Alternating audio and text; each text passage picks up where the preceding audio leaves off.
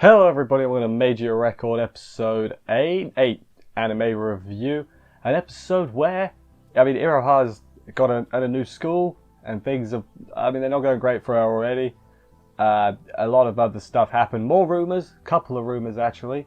A few new mysteries sprinkled in there. Iroha wasn't completely useless. She didn't do much. Doesn't matter, she did some stuff. She did dodging. Dodging's a good skill to have, so good on Iroha for doing that, I guess. Yeah, good. I enjoyed this episode. I think I'm finally at the point where I've been won over by Magia Record. I'm starting to enjoy myself a lot more. Anyway, let's jump into the episode and see what happened and everything. Let's do this. So I'm not too sure what happened here. In the middle of the night, Iroha's phone turned on, or maybe she just left it on the radio station thing. Did like that the radio started by playing the opening and then it transitioned into the opening.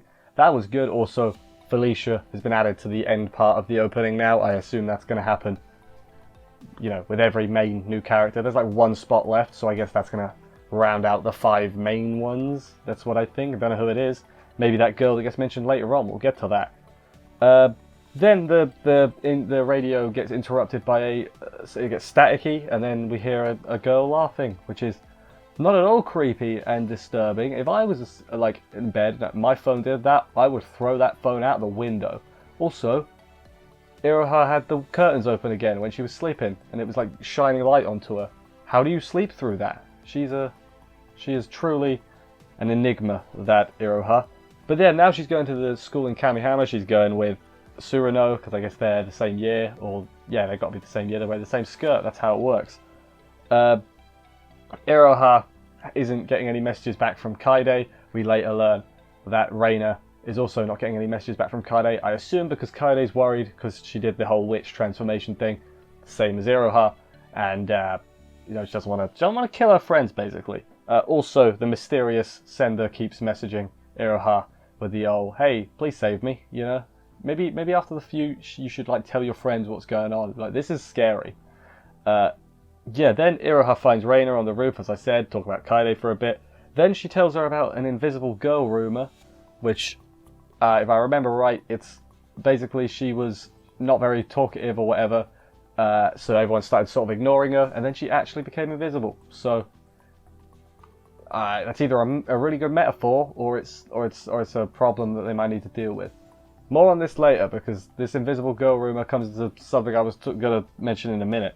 We'll get to it. And then something about endless solitude, which I guess is like an account or a post on a messaging board. They mention it. It comes back to play later. So yeah. After that goes to Surano's shop, where Felicia is now working because she doesn't want to be a mercenary anymore. Good stuff. Surano then tells her about a rumor. This rumor being the electric wave girl, which is where if you go under the radio tower, put your phone to your ear, you'll get a phone call saying "help me," basically, which is a little, again, very disturbing. I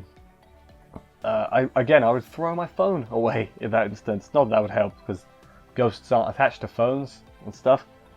She gets home. Yachio's on the phone talking about the Magius, the wings of the Magius, or Magius, who knows. I assume she's talking to the, I've forgotten what she's called. The girl who, does the soul gems that Iroha met near the beginning. I forgot what she's called. Iroha gets another help me text, and Yachio says, "Please don't answer your text. Spam mail, it's not good." Then she dreams of Ui and the 2 friends from before, or 3 friends, because one of them says the 4 of us wouldn't have met like this. So either it's because it's a dream, we're seeing it from Iroha's point of view and she was there as well, or there's a 4th person that we're not seeing, which might have something to do with the invisible girl rumor. She definitely said 4, unless I've completely misremembered. And if I have, that's insane, because I'm sure she said 4. Then, again in the night, the radio gets interrupted by the creepy laughing again, which, very concerning. Do not appreciate creepy laughing in my magical girl shows. Although in this one, it's Madoka. Yeah, it's part of the course, really, isn't it? The next day, Iroha gets told by her teacher that Felicia got arrested, and I was like, what? What? That came the hell out of nowhere. And so Iroha goes to get her, basically. Doesn't ask her why she was fighting, but she ends up telling her. basically because some people were bad-mouthing Iroha and Yachio, and Felicia stuck up for them as their friend. And that's nice. Try not to get arrested next time, though. That's just a pain. They go to the radio tower after this and do the radio tower rumor thing, and they hear, you guessed it, the creepy laughing again, which is not good. The next day at school, Iroha is being sort of treated badly. Everyone thinks she's a delinquent now because they think she got in trouble with the teacher instead of... For real though, Iroha doesn't look like a delinquent. Like, look at her. They've sort of got that look about them, especially in anime. Iroha looks like an honest student, a good as gold, never got a detention student or anything. Except the pink hair, that's kind of delinquent-y. Is her hair pink in the realm? It's normal though in the realm of anime, so... Come on, those girls are dicks. So I'm assuming this is going to lead to Iroha being sort of the subject of the invisible girl rumor, because she was like off to the side away from everyone else. So I'm going to assume it's going to sort of relate to her, and then maybe she'll turn invisible. The others will have to save her somehow. Maybe I'm thinking way too far into that. Reina then tells her, hey, I found the Endless Solitude thing, I did some digging. The post got deleted, the original one, but she like brought it back somehow. Basically there's a link that goes to a 404 page because the link, it's expired, it's not there anymore. Wonder what it was. Iroha keeps getting spammed again, shows Reina the messages, and she's like, that's pretty weird. Iroha heads to the radio tower after leaving a voicemail for Yachio because she thinks that the messages she's getting and the rumor are related somehow, where she spots one of the twins. I don't know which one. They're twins. I have an answer to that from the wings of the Magius or the Magius. Iroha follows her up to the roof where that girl is. It's all like creepy and labyrinthy, so that's how you know there's a fight coming up. This girl is not the one that's been sending the mail. She mentions the name Sana Futaba, who I'm going to guess is the one that's asking for help and everything. And maybe a similar thing happened to this twin. And then Iroha gets saved after a bit of fighting by a magical girl, but we don't see who it is. It's like they're like a silhouette in the background. And then her three friends show up from behind her just to make sure it's not those three, it's someone else. So I don't know who it was. Like they used like a light beam. So it's a magical girl that has a light beam. And it was sort of like a wrapping paper, like wrapped her up and then like unfolded her on the floor. So that doesn't narrow it down, really. That doesn't. It could be anyone. It's probably a new character we don't know yet.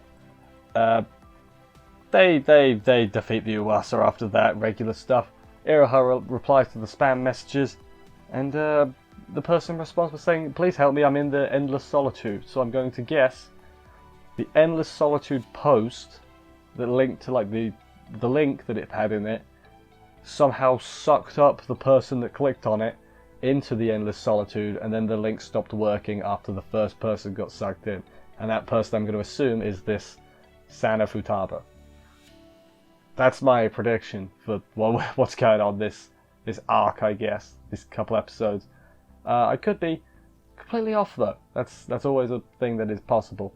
Anyway, yeah, that was the end of the episode. I enjoyed it, if you couldn't tell. Yeah, like I said, I'm at the point where I'm actually starting to enjoy myself a lot more now. So that's good, you know. It's pretty good, you know. No, you know what? I am enjoying myself. I'm just going to accept that. I'm trying to like be picky because if I'm too positive, I feel like people might get mad. But I'm just having a good time watching it. It's not as good as the original, but it's a different sort of show. It doesn't have to be. Yeah. Anyway, thank you everybody for watching this review. I hope you enjoyed it. If you did, please consider subscribing and stuff for more reviews and other good stuff. I will see you next week for another episode of this, and bye guys.